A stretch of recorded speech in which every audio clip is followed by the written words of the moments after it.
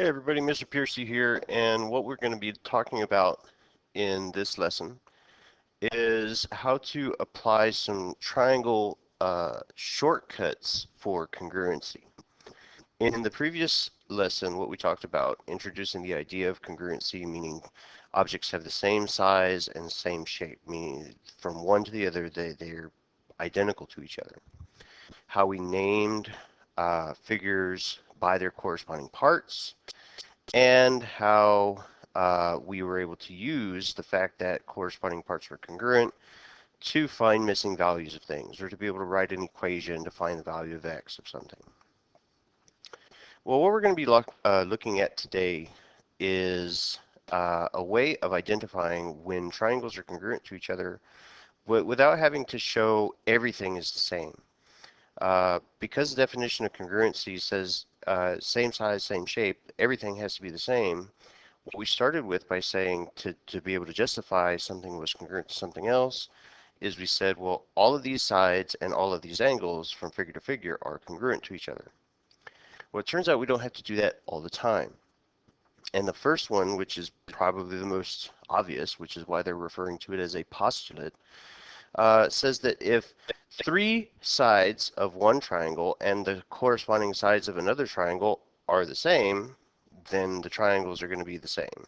And turns out, yeah, that's true all the time. So if AB is congruent to RS, if BC is congruent to ST, and if CA is congruent to TR, then we can say that the triangles themselves have to be congruent to each other because it's not possible for the angles to form any other measurements other than the ones required to make the triangle have those lengths of sides. So what we're going to be looking at here is we are going to be using a fair amount of proofs talking about triangle congruency. Whether they're a paragraph proof or a two-column proof is at some points it's going to be kind of up to the person that's working the problem out. We're going to be seeing a good number of two-column proofs associated with these types of ideas with triangle congruency. So what I would like to talk about, looking at the figure, just for the time being, just imagine that all this stuff isn't there. Just pretend it's just a problem that we're trying to work out. Okay?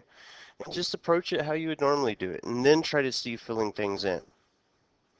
So we know that Fj and Hj are congruent to each other. That's given information, and they're marked for us, Fj and Hj. And it also says that G is the midpoint of FH. Well, if G is the midpoint of FH, well then FG and HG have to be the same length. And what we want to show is that the two triangles, let's see, FGJ and HGJ, we have to show that they're congruent. Now, if we want to use the fact that I have three corresponding sides that are the same, well, we have two out of the three right now. So I would be able to say JF and JH are the same because that was given to me. I could say FG and HG are the same because that's definition of midpoint. And I would also be able to say that JG would also be congruent to JG, JG, not GJ, that JG would be congruent to itself because of the reflexive property. It's being shared between the two triangles. So now that we've thought about it, okay, so now that we've identified three sets of corresponding sides that are the same, now we can make the statements. Now we can start filling in the information that we might need for a proof. Whether, again, like it's a paragraph proof or a two-column proof. Approach the idea as far as, approach the triangles and say, how can I show these are going to be the same? If I need to say side, side, side, meaning three sides that are the same from triangle to triangle, I have to be able to identify them in some way. I have to be able to say this side is congruent to this side. I have to do that, make that statement three different ways. And then you'd be able to say, well, this triangle and this triangle are the same. So let's take a look here. Go ahead and pause the video, try attempting to work these problems out, okay? And say whether or not we can claim these triangles are the same. And when you're done, and if so, say why, and if not, also say why. And just when you're ready, hit play and come back and check your answers compared to mine. Okay, so let's see. In triangle, or in the first one, triangle JKL and triangle MKL, well, we have JL and ML, those are the same. And we have KL and KM, those are the same. And clearly, the side in between, those have to be the same between the triangles. So I do have enough information here to be able to say that the triangles are congruent to each other. And here I've given my answer in the form of a two-column proof. So we have two sets of corresponding sides that are the same given to me. We can conclude that the side that's shared has to be the same by the reflexive property. Therefore, the triangles must be the same. So now let's look at RST and TVW. So RS is not marked it doesn't have a congruency marking on it, and it would correspond to TV. Okay, so the question I'm going to ask myself, does this segment here and does this segment here, are they the same? I do have two other sets of sides that are the same, so let's take a look at those. We have RT here, and so it would correspond to TW, which would be here. So those match. They both have three hash marks on it. And then we have ST here, and so that would have to correspond with VW here, and so that works also. So out of the sets of triangles that or out of the sets of sides that we for sure have two sets the same. But what about the third one? What about RS and TV? Is there any way that we can show that they're the same?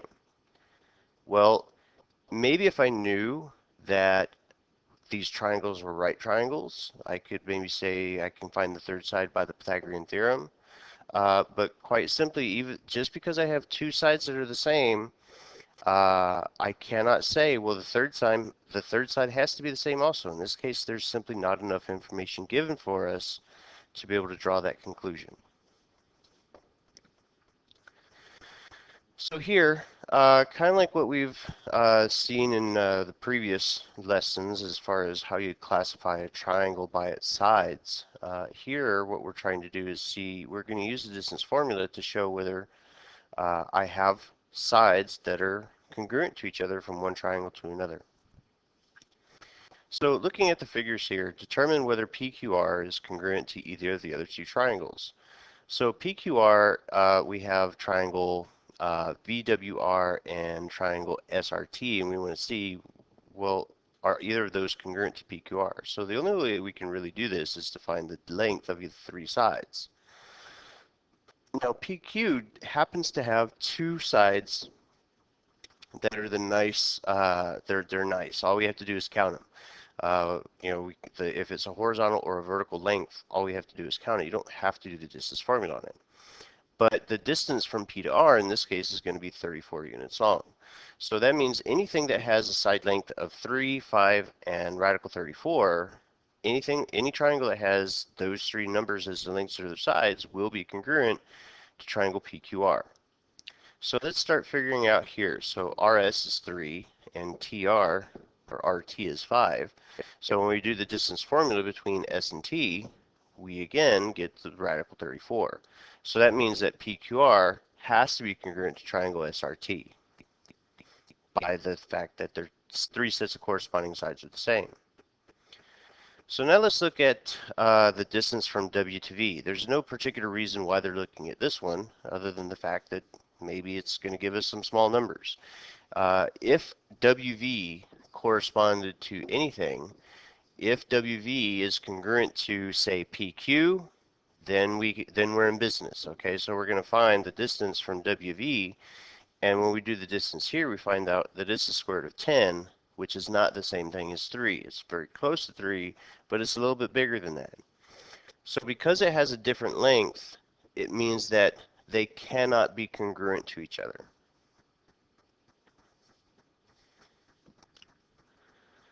So here is, again, kind of a similar idea for you guys. They're giving you a graph to help you plot some points if you need to. But go ahead and answer the question here. See what's congruent and what's not. And when you're done, hit play and compare your answers against mine. Okay. So looking here, here's the two triangles that we have, and I wanted to see, well, what are they congruent to?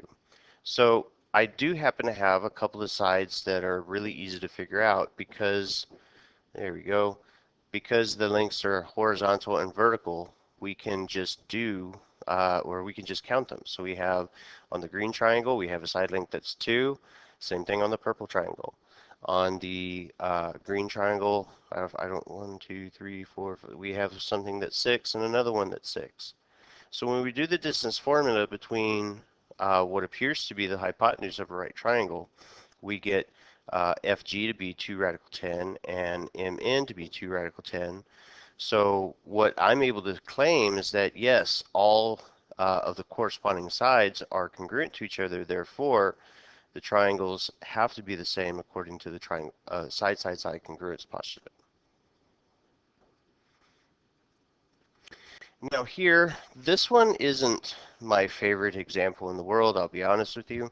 But what it's trying to get you to understand is that here they're talking about stable figures. When do I have something that is considered a stable figure? Well, essentially, you're going to be, the way they're looking at this is saying, well, we can have a stable figure as long as we're able to generate congruent triangles within the figure. So looking at the two tables that you have, the table on the left is probably I have a card table like that sitting at my house right now, and it wobbles all the time.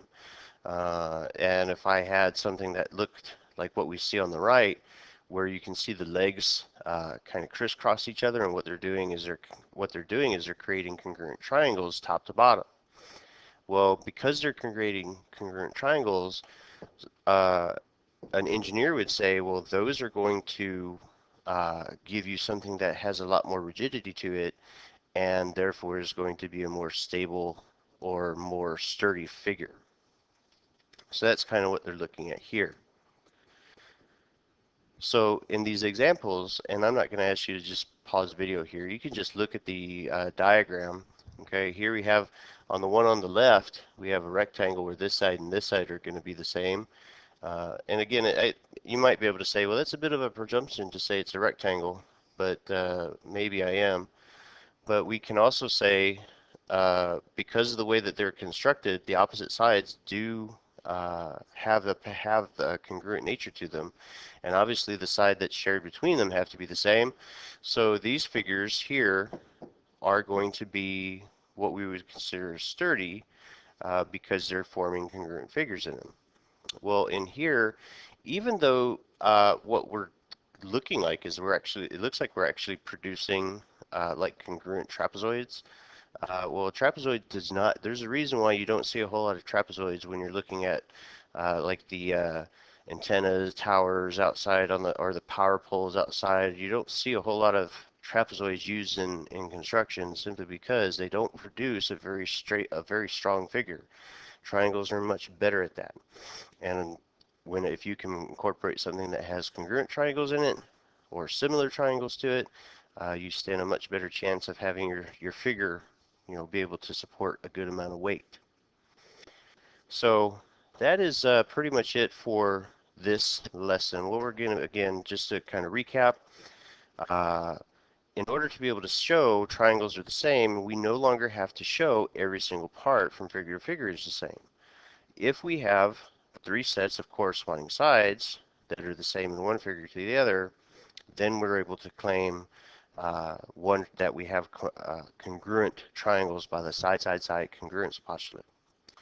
That's going to take care of it for us today, ladies and gentlemen. If you have any questions as you're watching the video, please make sure you're writing them down so you can share them with me. And until next time, guys, thanks for watching. Take care.